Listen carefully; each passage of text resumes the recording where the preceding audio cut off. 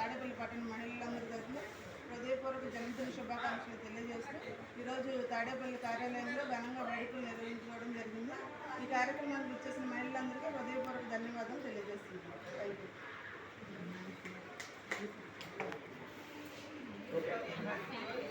ఈరోజు తాడేపల్లి కార్యాలయం అన్ని కృష్ణ గారి ఆధ్వర్యంలో నారా భువనేశ్వరం గారి ఈరోజు కార్యక్రమం జరిగింది. ఆవిడ నిండు ఆరోగ్యంగా ఉండాలని, ఎన్నో కష్టాల నుంచి ఆవిడ ఎన్ని సమస్యలు వచ్చినా ఆవిడ నిలదొక్కుని ఉన్న ఆవిడకి 3 రోజుల ఆయుష్ నుంచి ఆ దేవుడు ఇంకా మంచి ఆయుష్ను ఇవ్వాలని కోరుకుంటున్నాను. ఈరోజు తాడేపల్లి తెలుగుదేశం పార్టీ ఆఫీస్లో నారా భువనేశ్వర్ గారి పుట్టినరోజు వేడుకలు ఘనంగా జరుపుకోవడం జరిగింది. అలాగే మంగళగిరి కాన్స్టిట్యున్సీలో అన్ని చోట్ల కూడా పుట్టినరోజు వేడుకలు ఘనంగా జరుపుకోవడం జరిగింది.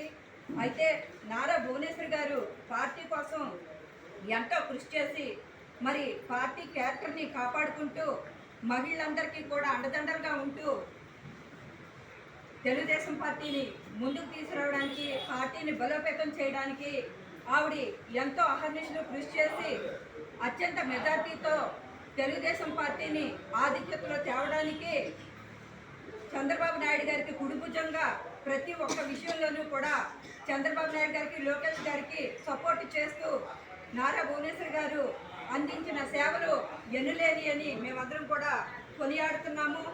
అలాగే చంద్రబాబు నాయుడు గారిని అక్రమ అరెస్టు చేసినప్పుడు భువనేశ్వరి గారు ఎటువంటి మనస్తాపన చెందకుండా, వెనకడి వేయకుండా మరి తన వంతు పాత్రలో ముందుకు వచ్చి మరి నేనున్నాను అంటూ ఒక పక్క భర్తకి, ఇంకొక పక్క కొడుక్కి, తన కోడలికి కూడా అండదండలుగా ఉంటూ పార్టీని బలోపేతం చేసి కష్టకాలంలో మరి ఎంతో ధైర్యశాలిగా ముందుకు వచ్చి తను నిలబడిన తీరును చూస్తుంటే ప్రతి ఒక్క మహిళకి కూడా ఆవిడ ఇన్స్పైరింగ్.